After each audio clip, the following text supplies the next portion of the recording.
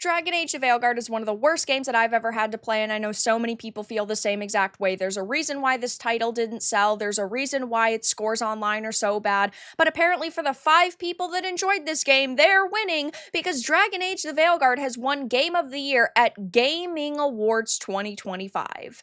I have a few different things to show off, but before I get into the topic, if you enjoy the content I create, check out the links in the description, join the community in my live streams, and consider supporting through Patreon or YouTube memberships. Now, Dragon Age of Veilguard was a horrendous experience, in my opinion. They modernized this franchise to death. Now, we're never going to get another game because of it, with all of these beloved characters and this world. Of course, the new characters were basically just walking billboards for certain sexualities, like Tosh. You had modern-day terminology like transgender, non-binary. You had top surgery scar toggles, a god-awful character customization system, and just a really mediocre main story in general. This didn't really have anything going for it except for a couple of pretty environments, some okay music, and like one decent character that was new. But apparently, for the few people who ended up thoroughly enjoying this experience, they've got a win under their belt. It might not be good sales, it might not be a continuation, it might not be good ratings, but the winners of the Gaming Awards 2025 have been announced, with Dragon Age: The Veilguard taking home Game of the Year and Best LGBTQ plus character for Rook. Hosted at the Abbey in West Hollywood, Code Coven, never heard of them before, took home the Industry Diversity Award, while Stream for a Cause won the Community Impact Award. The Last of Us Part 2 Remastered received the Gaming Magazine Readers Award, while Erika Ishii received the Best LGBTQ plus Voice Actor of the Year award for her portrayal of Rook in Dragon Age. The fact that this person signed up for Dragon Age: The Veilguard truly leaves me with no hopes for Ghost of Yotei. I love Ghost of Tsushima. I hope that Yotei is decent, and my initial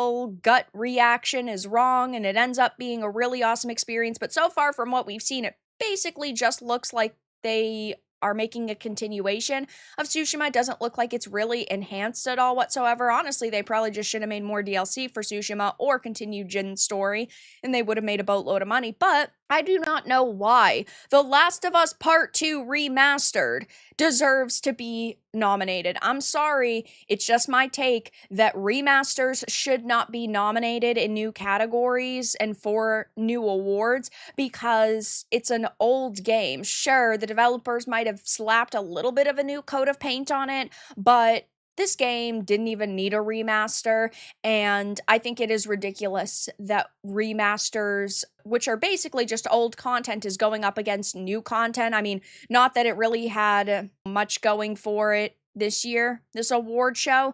There weren't really clearly a lot of games, given Dragon Age: The Veilguard ended up winning, but this year's Gaming Awards raised money for the Gaming Foundation, a new charity founded to uplift and empower LGBTQ plus game workers and fans to affect change, celebrate inclusivity, and drive forward representation in games. They present it as if, oh, we need to raise money because this industry has no representation, which is insane. The gaming industry has so much diversity in it, from the people who make games to the characters on screen. We are talking about getting to the point of over representation at this point, but no, guys, they need to make money, so they need to convince you that it's still a problem. Every year, I'm honored to uplift and celebrate creators, game makers, and industry workers through our awards, said the Gaming Magazine and Gaming Awards founder Robin Gray. This year's winners represent a wonderfully diverse group of people, all of whom are working to make our industry better. We've got Game of the Year award going to Dragon Age of Veilguard.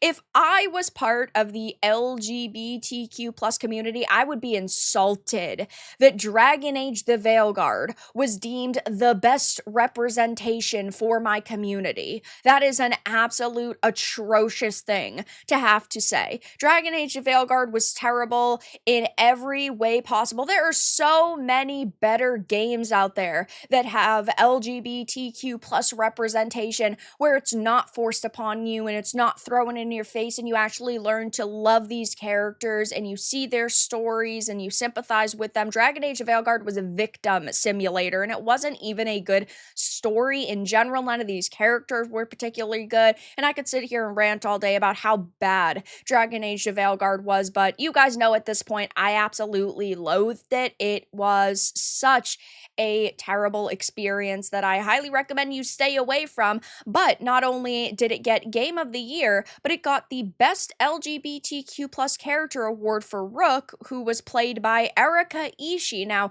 there are a couple of other categories here, like Best LGBTQ plus Indie Game Award, and you've also got some for like Content Creators, Contribution to Esports Award, Geek Entertainment of the Year Award, which went to Arcane. You've got the Gaming Icon Award and the Streaming Rising Star Class of 2025, which is basically just a bunch of handouts. It's so ridiculous that these people constantly say, oh, even though I'm part of the LGBTQ plus community, I want to be treated like a normal person. I don't want you to view me any differently for my sexuality or my preferences. And then they go out and they beg for handouts based on their sexuality and their preferences. Like, you can run award shows like this all you want. Doesn't mean I can't point and laugh at them and roast them. But when you claim to want to be treated like normal, you shouldn't go and then do something so that you get a special handout based on that thing you claim everybody is making a big deal out of, when apparently it's not a big deal. If you were better at your job as a voice actor or developer and you were just making better experiences, your game would be nominated at the Gaming Award show that Jeff Keighley runs. You wouldn't have to start your own event, but these types of people, of course, always want pats on the back. They always want to play the victim, and ultimately they want as much attention as possible. So they start award shows like this, and again, like, they can totally do that. It's not an event for me. I'm glad that these people are enjoying themselves, but the games that they're promoting, like Dragon Age of Veilguard, are really just trash experiences, and clearly I'm not alone in saying that, given on Steam, the overall reviews are sitting at mixed, and the recent reviews are also sitting at mixed. These are people who paid for the game, who bought the game, who said, okay, I'm going to at least give this a chance, maybe as a Dragon Age fan or somebody who's part of this like new modern audience, and that plan didn't work out, given